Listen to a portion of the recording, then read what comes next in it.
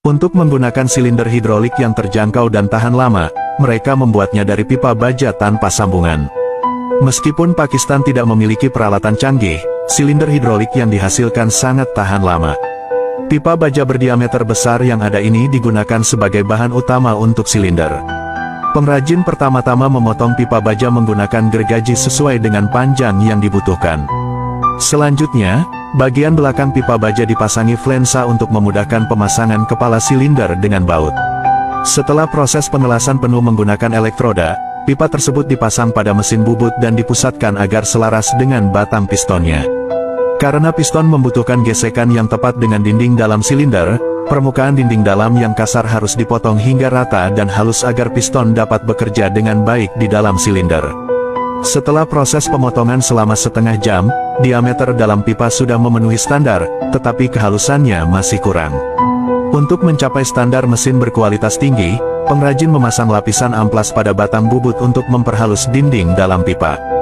Meskipun menggunakan peralatan sederhana, pengrajin mampu menghilangkan semua ketidaksempurnaan dinding dalam pipa. Proses pengamplasan berjalan lancar dengan bantuan cairan pendingin. Karena silinder hidrolik harus tertutup rapat, bagian dasar harus menggunakan pelat baja berbentuk bulat agar tekanan minyak hidrolik dapat dipertahankan di dalamnya.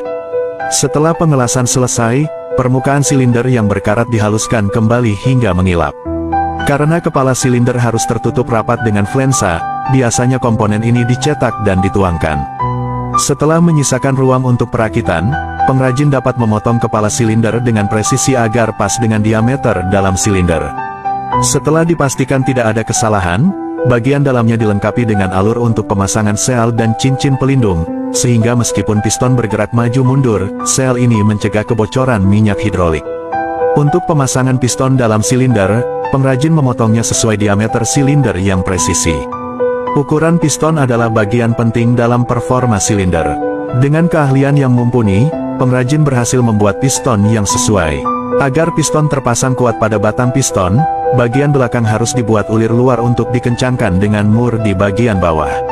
Setelah selesai, piston dipasang pada kolom belakang, menyelesaikan bagian utama dari silinder hidrolik. Setelah memasang semua sel pada piston, pengrajin mendorong piston ke dasar silinder agar kepala silinder bisa terpasang dengan rapat. Batang piston yang sepenuhnya menembus kepala silinder dikunci dengan baut pada flensa. Setelah perakitan selesai, untuk memastikan silinder tidak bocor, pengrajin menyambungkan saluran minyak eksternal dan menguji silinder dengan udara bertekanan.